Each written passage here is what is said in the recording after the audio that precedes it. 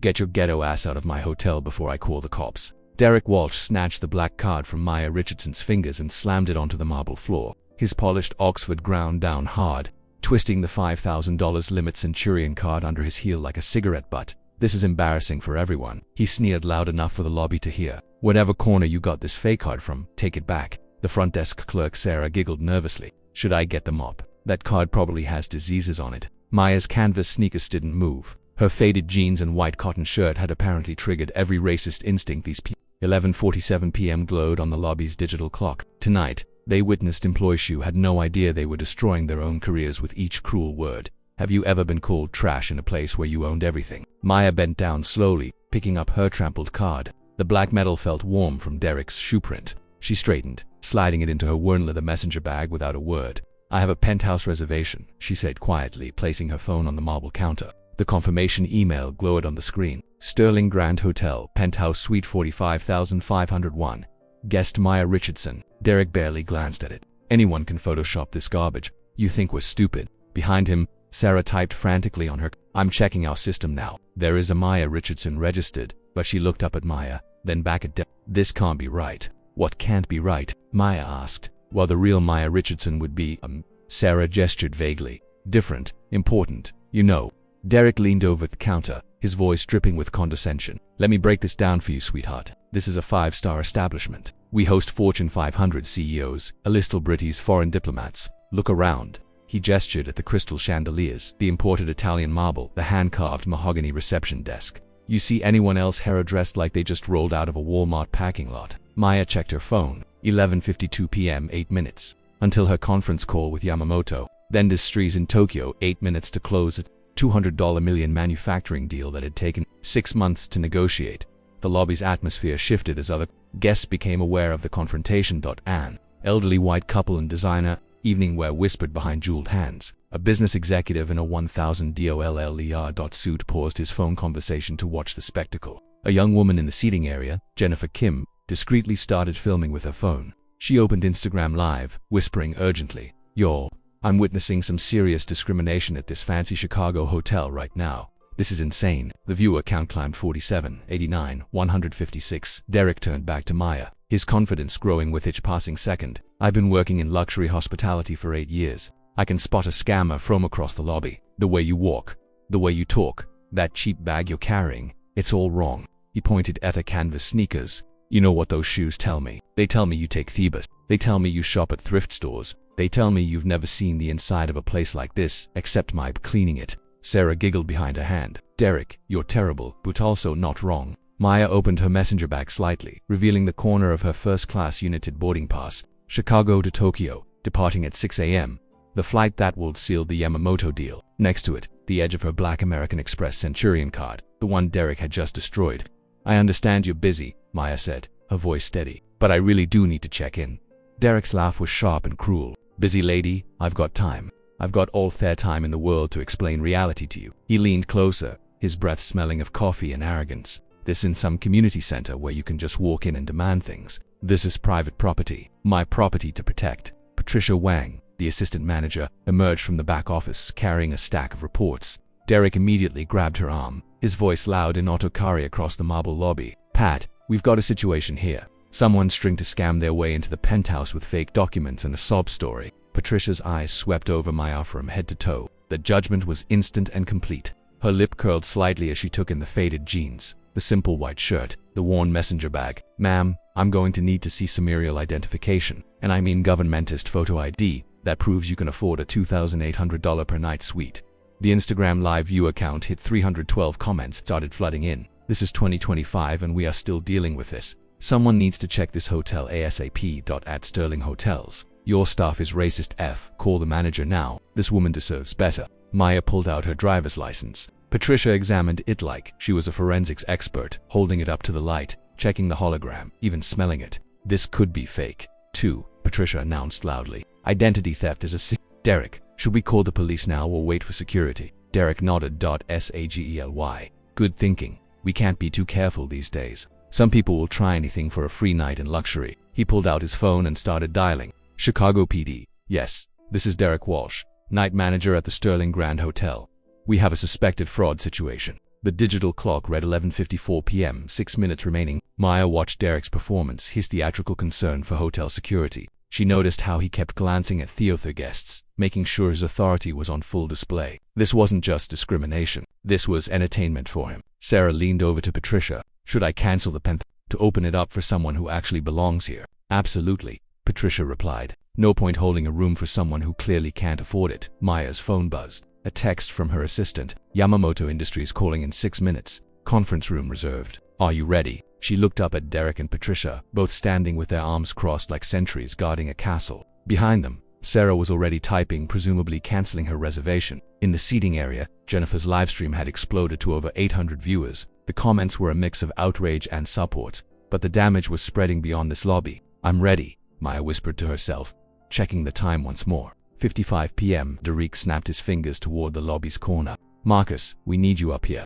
Security Chief Marcus Thompson emerged from behind a marble pillar, his 6-foot frame cutting an imposing figure in the Navy uniform. At 35, Marcus had seen enough hotel drama to fill a book, but something about this situation felt different.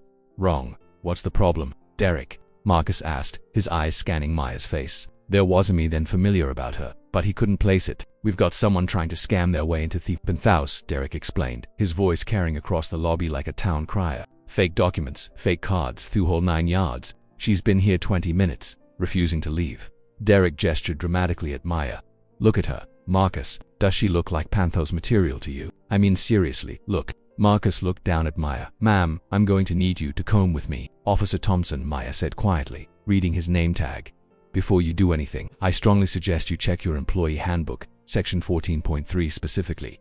Marcus paused, confused. What are you talking about? Just check it, please. Derek rolled his eyes. She's trying to confuse you with legal mumbo-jumbo. Classic scammer tactic. They watch YouTube videos about internet rights and think they know the law. Jennifer's live stream had exploded to 1,847 viewers. She held her phone steady, whispering urgently to her audience. This is getting crazy, y'all. They called security on this woman for literally nothing. The racism is so blatant. I can't even. The comments were multiplying faster than she could read. Record everything. This hotel about to get dragged. Someone called the news stations. Sterling. Hotel racism needs to trend. Where are the civil rights lawyers when you need them? I'm never staying at Sterling hotels again. This is disgusting in 2025. Patricia grabbed Maya's phone from the counter. Let me take a closer look at this so-called reservation. She scrolled through the email, her frown deepening. This is sophisticated. Whoever made this fake really knew what they were doing. Look at these details, Patricia continued, holding up the phone. Professional email format. Correct haughty letterhead. Even the right confirmation number structure. But we know it's fake because… She gestured at Maya again. Because look at her. It's not fake, Maya said simply. Sure it's not, Patricia, and I'm Oprah Winfrey. Derek, should we call the police now? This is clearly criminal fraud. Derek was enjoying himself now, playing to his audience of hotel guests and livestream viewers. You know what I love about my job? Protecting honest, paying customers from people who think they can just walk in here and take what they want. He gestured toward the elderly couple in Evening where Mr. and Mrs. Henderson have been staying with us for 15 years. They pay $3,000 a night and never cause problems. They dress appropriately. They respect our establishment. Mrs. Henderson shifted uncomfortably in her seat, but her husband nodded up. Derek continued his performance, his voice growing louder and more theatrical. But then you get people who think they can waltz in here with their fake documents and their attitude demanding penthouse suites like they own the place, like they deserve something they clearly can't afford. He pointed at Maya's messenger bag. You see that bag? I've seen better luggage at a gas station. And those shoes. Those are work shoes, manual labor shoes, not penthouse shoes. Sarah giggled from behind Thek. Derek, you're so bad, but you're not wrong though. Maybe Shido's own the place, called out a voice from across the lobby. Everyone turned. A young black man in a business suit was walking toward them, having just entered through the revolving doors. His briefcase bore the logo of a major consulting firm. Derek's face darkened. Excuse me, sir, but this is a private matter. Private matter. The man laughed, looking around at the crowd of onlookers and phones recording. Half of Chicago is watching this on Instagram Live right now. This is about as private as Times Square on New Year's Eve. Marcus stepped between them. Sir, I'm going to need you two to what? Stand here in the lobby of a public hotel. I'm a guest here. 2. Officer. Room 2847. Been staying here for 3 days on business. He pulled out his keycard, flashing it at Marcus. And in 3 days, this is the most disgusting display of racism I've witnessed in this establishment. Derek's confidence wavered slightly. Hey Hoodin, expected backup from Maya. Sir, you don't understand the situation. This woman is trying to commit fraud. What I understand, the businessman replied. Is that you've been harassing a black woman for 30 minutes without any real evidence of wrongdoing. What I understand is that her assumptions are based purely on her appearance. More hotel guests were gathering now. A family with teenagers looked uncomfortable but curious. A couple in their 40s whispered urgently to each other while filming with their phones. Maya checked her phone. 11:57 p.m., 3 minutes until Tokyo called. Patricia was still examining Mia's phone when her Aunt Davis buzzed. She glanced at it, and her face went pale. "Derek," she whispered, "we might have a problem." "What kind of problem?" "I just got a text from corporate. They're asking about some kind of situation involving discrimination complaints." Derek waved dismissively. "Probably routine. Don't worry about it." But Patricia's hands were shaking as she continued reading. "No, Derek. This says they've been monitoring social media mentions of our hotel. They want a full report about any incidents involving racial." She looked up at Maya, then back at her phone. "They're asking specifically about tonight about the Chicago location, about the night shift." Derek's face began to wring. "That's impossible. How would they even know?" "Because it's trending on social media," the businessman called out. "Because thousands of people are watching Japan in real time." Jennifer's live stream had reached 4,200 viewers. The hashtag number Sterling Hotel Racism was starting to gain traction on Twitter. Local Chicago influencers were sharing the stream, adding their own commentary about discrimination in luxury establishments. Marcus was reading something on his phone too. His expression grew increasingly troubled. "Derek," he said, "I think we need to step back and reassess this situation." "Are you kidding me?" Derek snapped. "Since when do we let potential criminals dictate hotel policy?" "Since the live stream of this interaction has gone viral," Marcus replied. "Since corporate is since this woman mentioned employee handbook sections that I'm now looking up." He held up his phone, showing Derek a screenshot. "Section 14.3 is about immediate termination for discriminatory behavior." "Why would she know that?" Derek's jaw tightened. "I don't care if the president himself is watching. This is my shift, my lobby, my decision. I've been managing this hotel for 3 years without a single complaint." "Actually," Sarah said quietly, looking at her computer screen, "that's not exactly true. There have been 17 formal complaints filed against our location in the past 6 months. Derek spun around. "What? Why wasn't it Because they were mostly about you," Sarah admitted, her voice barely above a whisper. The lobby fell silent except for the soft ping of Jennifer's live stream notifications. Maya looked around the lobby. The elderly couple was whispering nervously. The business guest was filming with his own phone now. The family with teenagers was openly staring. Jennifer was practically bouncing in her seat as her viewer count climbed toward 5,000. The digital clock read 11:58 p.m. 2 minutes until her call with Tokyo. Minutes until a $200 million deal that could reshape international manufacturing partnerships. 2 minutes until Derek Walsh learned exactly who he'd been talking to. Maya reached into her messenger bag and pulled out a leather. "Officer Thompson," she said quietly, "that employee handbook section. You might want to read it out loud." Marcus pulled out his phone, scrolling to the employee handbook app. His voice carried across the silent lobby as he read aloud. Section 14.3. Any employee engaging in discriminatory behavior based on race, gender, religion, or perceived economic status faces immediate termination without severance pay, plus personal legal liability for damages to compensate reputation. Derek's face went ashen. "Why are you reading that?" Maya opened her leather portfolio slowly, like a magician preparing her final trick. She placed a single sheet of paper on the marble counter. The Sterling Hotel Group letterhead gleamed under the crystal chandelier. Derek squinted at the document. What is this?" "Your quarterly performance report," Maya said softly. "Revenue fell 23% at this. Guest satisfaction rating 2.3 out of 5 stars. Staff turnover rate 89% annually." She pointed to a specific line on the report. "Average nightly occupancy 67%. Industry standard for luxury hotels 85%. Your department is failing every measurable metric." Patricia leaned over Derek's shoulder, her face draining off color as she read. "How do you have this?" "These are confidential corporate documents." Maya reached into her portfolio again, retrieving her business card. She placed it next to the report. The black lettering was simple, elegant. "Maya Richardson, Chief Executive Officer, Richardson Ventures." Derek stared at the card like it was written in hieroglyphics. "I don't understand." "Let me help you understand," Maya said, pulling out her iPad. She swiped to a specific screen and turned it around so everyone could see the Sterling Hotel Group corporate website leadership page. Her professional headshot smiled back at them from the screen. Same face, same woman, but wearing a tailored business suit instead of jeans and canvas sneakers. Maya Richardson. Richardson Ventures acquired Sterling Hotel Group for $847 million. March 15, 2025. Ms. Richardson now controls 67% ownership stake in the luxury hotel chain. The silence in the lobby was deafening. You could hear the soft hum of the air conditioning, the distant tick of the antique grandfather clock, the barely audible pings from Jennifer's live stream. Then the lobby erupted. Jennifer's live stream chat exploded. Yo, she owns the hotel. No way. No way. Derek is so fired. I am screaming plot twist of the century. This is better than Netflix. Somebody call the ambulance for Derek. Derek's legs buckled. He grabbed the marble counter to steady himself, his knuckles white against the dark stone. That's impossible. You can't be. I can't be. What? Derek, Maya asked, her voice still calm as glass. I can't be successful. I can't own $1 billion company. I can't afford a penthouse suite in my own hotel. She gestured at her Or do you mean I can't look like this and still be your boss's boss? Marcus stepped back, his hand moving instinctively to his security radio. Not to call for backup, but because his training was screaming at him that he'd just witnessed a career-ending disaster. Patricia's mouth opened and closed like a fish gasping for air. Ma'am, if we had known there was no way to identify. You weren't wearing. I wasn't wearing what? Maya interrupting. A sign that said billionaire a tiara. What exactly should successful black women wear to be treated with basic human dignity in their honest? The businessman from room 2847 started slow clapping. Best hotel drama I've ever witnessed. And I traveled 200 days a year for consulting work. Other guests began pulling out their phones, realizing they were witnessing something extraordinary. The elderly couple looked mortified. The family with teenagers was recording everything. Sarah was frantically typing on her computer, pulling up Maya's actual reservation. Oh God, oh God, oh God, oh God. It's real. The penthouse reservation is relearned. It's been paid for 6 months in advance. She looked up at Maya with tears in her. The payment came from Richardson Ventures' corporate account. $16,800 for 6 nights. I should have checked more carefully. Derek's voice cracked like a teenager going through puberty. Ma'am, if you had just told us who you— I did tell you who I was, Maya replied, her tone never rising above conversational level. I told you I was Maya Richardson with a confirmed reservation.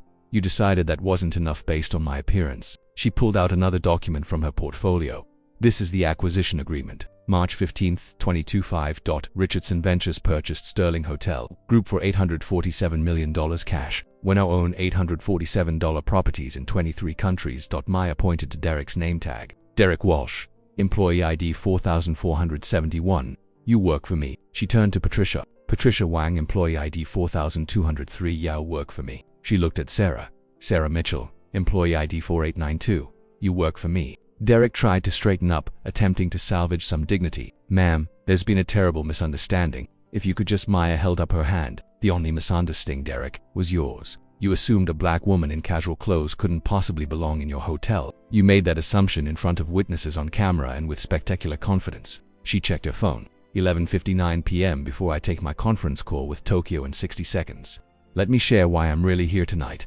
Maya pulled out a printed email chain from her portfolio. The subject line was visible to everyone. Discrimination. Come tell Sterling Grand Chicago. Urgent review required. 47 formal complaints in 3 months. Maya announced 47 guests who felt unwelcome, judged, or discriminated against at this location. Complaints about staff assumptions, service disparities, and outright hostility. She flipped through the pages.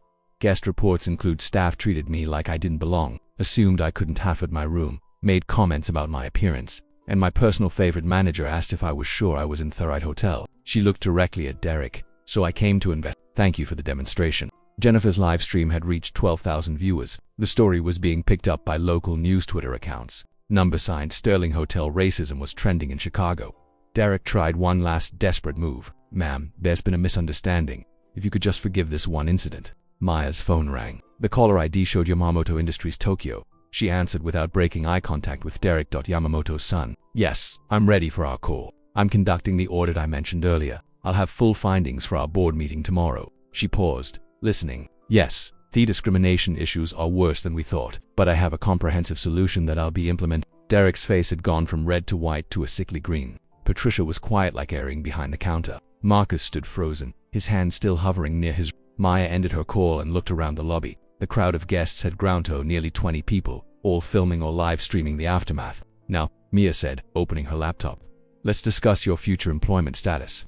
Maya opened her laptop and connected it to the lobby's wall-mounted display screen. The Sterling Hotel Group logo appeared, followed by a presentation titled Operational Audit, Chicago Location, December 17, 2025.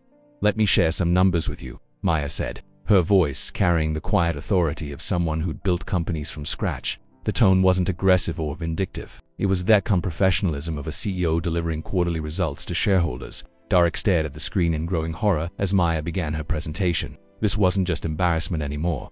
This was his entire career unraveling in real time. Broadcast to thousands of strangers on the internet. The first slide appeared with stark white text on a black background. Sterling Grand Chicago's monthly revenue had dropped from $1.8 million to $1.2 million over the past year. Guest satisfaction scores had plummeted to 2.3 out of 5 stars, while the industry standard for luxury hotels remained 4.2. Staff turnover had reached 89% annually. These numbers tell a story, Maya continued, advancing to the next slide. They tell the story of a hotel where guests don't feel welcome, where employees don't want to work, and where management has lost control of basic service standards. Patricia gripped the marble counter, her knuckles white. She'd seen some of these metrics before in corporate emails, but seeing them displayed publicly like this made the failure impossible to ignore. Derek Walsh, Maya said, turning to face him directly. Night manager, employee ID 4471, annual salary $54,000. In the past 6 months, 23 formal complaints have been filed specifically about interactions with you. Derek's face went ashen. That's not possible. I would have been told. You were told. Maya interrupted, clicking to another slide. 17 written warnings were issued to your personnel file. Your supervisor attempted corrective coaching sessions for times. Your last performance review rated you 1.8 out of 5 stars. She paused, letting the numbers sink in. Your department's guest satisfaction scores are the lowest in our entire North American portfolio. Guests specifically mentioned feeling unwelcome, judged, and discriminated against during night shift interactions. Jennifer's live stream had exploded too. Over 15,000 viewers. Comments were flowing so fast that text appeared as a blur. She's destroying them with facts. This is better than court TV. Derek about to update his resume receipt screen. I can't stop watching. Maya turned to Patricia. Patricia Wang, assistant manager, employee ID 4203, annual salary $61,000 $19. Guest complaints in 6 months. 7 failed mystery shopper evaluations out of 8 attempts. Patricia's breathing became shallow. She'd known about some complaints, but 19 she'd assumed most guests' dissatisfaction was due to unrealistic specs or isolated incidents. Your diversity training has been overdue by 8 months. Maya continued. Your customer service certification expired last year and hasn't been renewed. 4 disciplinary actions are documented in your file for inappropriate guest treatment. She clicks to the next slide. The pattern here isn't isolated incidents or personality conflicts. This is systematic discrimination that has created a hostile environment for guests and employees alike. Maya walked closer to the counter, her voice remaining calm but carrying unmistakable authority. When I acquired Sterling Hotel Group 6 months ago, this Chicago location was flagged as our highest risk property for discrimination lawsuits. Our legal department estimated potential damages at $2.3 million from pending cases. Derek tried to interrupt. Ma'am, surely those numbers are inflated. 3 federal cases are moving forward.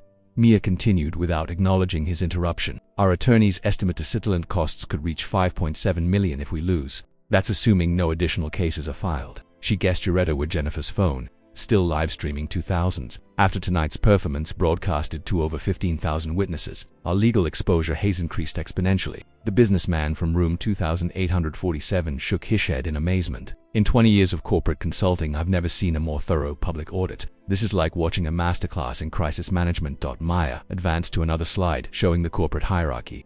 Derek Walsh reports to Regional Manager Janet Davis, who reports to Vice President Michael Carter, who reports to Executive Vice President Sarah Kim, who reports directly to me. She let that information settle before continuing.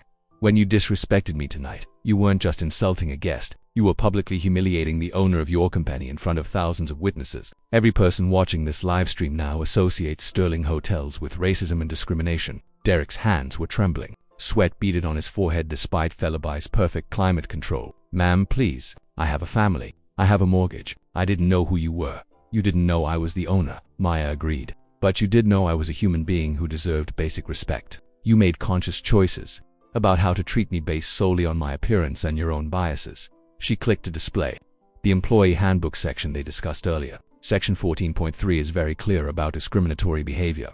Immediate termination without severance plus personal legal liability for reputational damages. Maya closed her laptop and walked to the center of the lobby, positioning herself where everyone could see her clearly. The crystal chandeliers cast dramatic shadows, and for a moment, she looked less like a tired traveler and more like the Fortune 500 CEO she actually was. Derek Walsh, Patricia Wang, you have 3 choices, and I need your decision. She held up one finger. Choice 1, immediate resignation. You leave quietly tonight. I provide neutral employment references that don't mention this incident. You keep whatever profession reputation you have left. 2 fingers. Choice 2, Termination for cause. This incident goes on your permanent employment record. No references from Sterling Hotels. Possible civil litigation for the brand damage you've caused. Future employers will see discrimination-related termination when they call for references. 3 fingers. Choice 3. Corporate investigation. Full human resources review that takes 3 to 6 months. Media attention. Legal depositions. Your names are permanently attached to this incident in public records and news articles. The lobby fell completely silent. Even Jennifer's livestream chat seemed to pause as viewers waited for the response. You have 60 seconds to decide, Maya announced, checking her phone. I have 3 more Sterling properties to visit tonight for similar audits, and I don't have time for extended deliberations. Derek's voice cracked when he finally spoke. Ma'am, surely there's some middle ground, some way to handle this privately. I've been with the company for 3 years. I've worked holidays, overtime covered for other managers. Maya pulled out a thick folder from her portfolio. Derek, this contains documentation of every complaint filed against you. Most guests didn't pursue their concerns because they didn't want the hassle of fighting a large corporation. They just took their business elsewhere and warned their friends about Sterling Hotels. She opened the folder, revealing dozens of printed emails and complaint forms. Guest reports include comments like, staff treated me like I didn't belong. Manager assumed I couldn't afford my room, made inappropriate comments about me appearance, and asked if I was sure I was in the right hotel.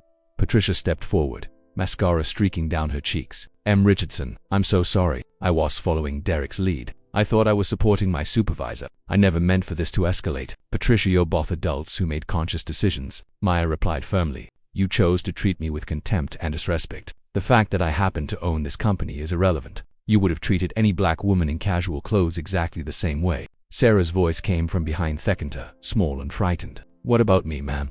Am I being fired, too? Maya turned to study the young woman. Sarah, you're 24 years old. You followed orders from your supervisors, but you also participated in humiliating a guest. You laughed when Derek made cruel comments. You suggested my credit carded diseases. Sarah's face crumpled. I was just trying to fit in. I didn't want Derek to think I wasn't loyal to the team. The question, Maya continued, is whether you want to learn from this experience or repeat these mistakes throughout your career. Do you want to be the kind of person who treats others with dignity regardless of their appearance? Or do you want to be someone who judges people based on stereotypes? Marcus stepped forward, his security uniform crisp despite the late hour. Ma'am, what about my role in this? I was called to escort you from the premises. Maya nodded approvingly. Marcus, you questioned the situation immediately. You suggested checking employee policies. You showed reluctance to act purely on assumptions and appearances. You demonstrated the critical thinking that your colleagues lacked. She paused, looking around the lobby at the crowd of guests still filming and watching.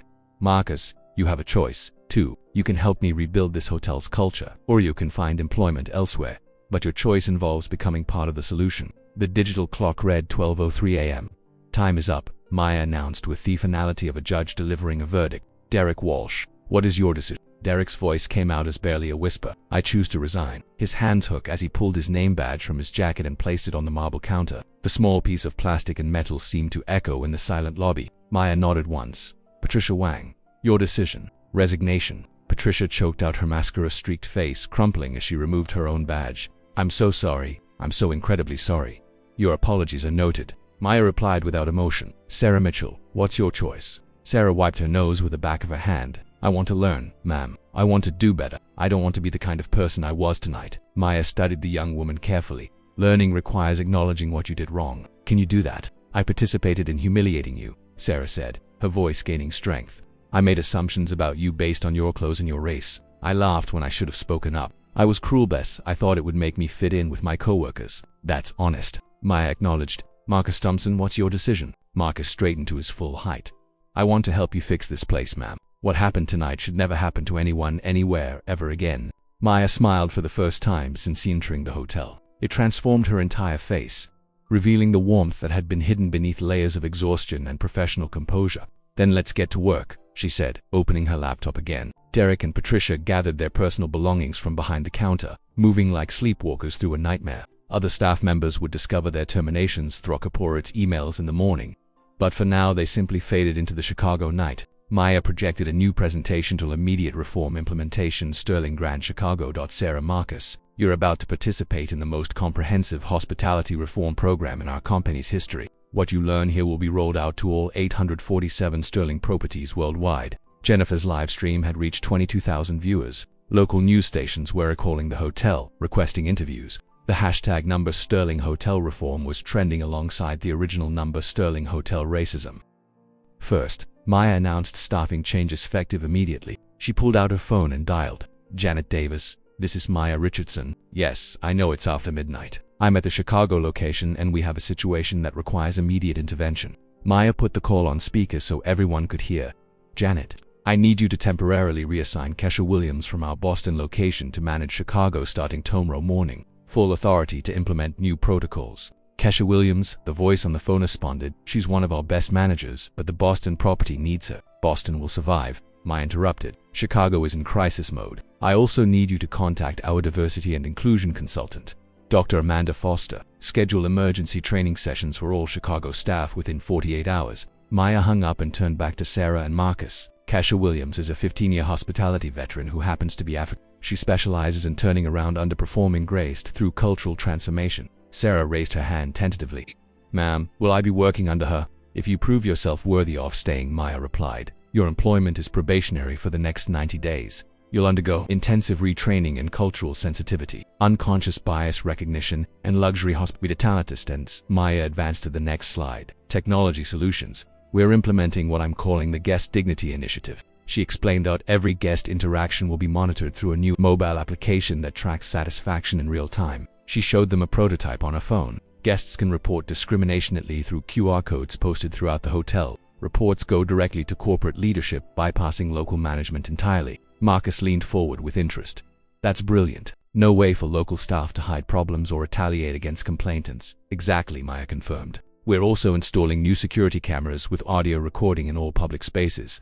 Not to spy on employees, but to protect both guests and staff from false accusations. She clicked another slide. Staff accountability measures. Every employee will complete monthly unconscious bias training. Guest satisfaction scores will be tied directly to performance reviews and salary increases. Discrimination COMTEL will trigger immediate investigation by external consultants. Maya paused her presentation and looked directly at the guests who were still watching. From the lobby seating area. 2. Everyone who witnessed tonight's events, I want you to know that this is not representative of Sterling Hotel Group's values or standards. The businessman from room 2847 stood up.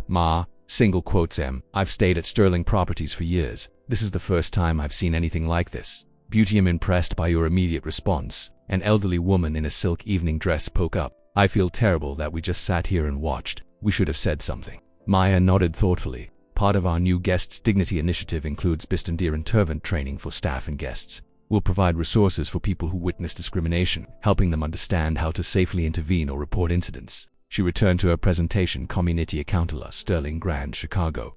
We'll partner with local civil rights organizations, Toastably as an external oversight board. Community leaders will conduct quarterly reviews of our practices and policies. Maya pulled out a business card and handed it to Jennifer, who was still live streaming. This is Dr. Patricia Henderson from the Chicago Urban League. She'll be our community liaison, ensuring that our reforms have real accountability, beyond corporate promises. Jennifer looked at the card and then back at Maya. Can I ask you something on camera? Of course. How do you not hate them? How do you stay so calm after being treated like that? Maya considered the question carefully. Hatred is exhausting. Revenge is temporary, but systematic change, that's permanent. I'd rather spend my energy ensuring no one else experiences what experienced tonight. She gestured towards Sarah and Marcus. These two chose to learn and grow. Derek and Patricia chose to leave. Both responses to me are reforms are necessary and possible. Maya checked her phone. It's no 12:15 a.m., Sarah. Your shift officially ended 15 minutes ago, but I'd like you to stay for another hour to begin your retraining process. Yes, ma'am, Sarah replied immediately. Marcus, I need you to escort Derek and Patricia from the premises and ensure they return their key cards and accept. Then we'll discuss your new role in guest relations. Marcus nodded. Understood. Maya addressed the remaining lobby guests. The penthouse suite is finally available for check-in, but frankly, after tonight's events, I think I'll sleep better knowing that real change is already beginning. She closed her laptop and looked around the transformed lobby. The same crystal chandeliers hung overhead. The same marble floors reflected the light, but everything felt different now. Sarah, Maya said, tell me about the Guest Dignity Initiative we just outlined. What does it mean to you? Sarah straightened her shoulders. It means that every guest who walks through these doors deserves respect regardless of what they look like or how much money we think they have. It means that our job is to make people feel welcome, not to judge them. And if you see another employee treating a guest poorly, I will report it immediately. I don't laugh along or stay silent. I have a responsibility to protect our guests and our hotel's reputation. Maya smiled again. That's exactly right. Marcus, what's your understanding of your new role? I'm not just security anymore, Marcus replied. I'm guest advocacy. My job is to ensure Thatevarion feels safe and respected in this hotel, and to intervene when they don't. Maya nodded approvingly. Excellent. Both of you just demonstrated more leadership than Derek and Patricia showed in their combined years of employment. Jennifer lowered her phone for the first time in over an hour. Ms. Richardson, can I just say that watching you handle this situation has been incredible. You could have destroyed those people, but instead you gave them choices. You could have screamed and threatened lawsuits, but instead you implemented solutions. Jennifer, what's your last name? Myosk Tim. Jennifer Kim. Jennifer Kim. Would you be interested in a job in our corporate communications department? We need people who understand the power of social media and authentic storytelling. Jennifer's mouth fell open. Are you I'm always serious about talent acquisition, Maya replied. Email me your some tomorrow. The lobby had transformed from a site of discrimination into a classroom for the same physical space now hummed with possibility instead of hostility.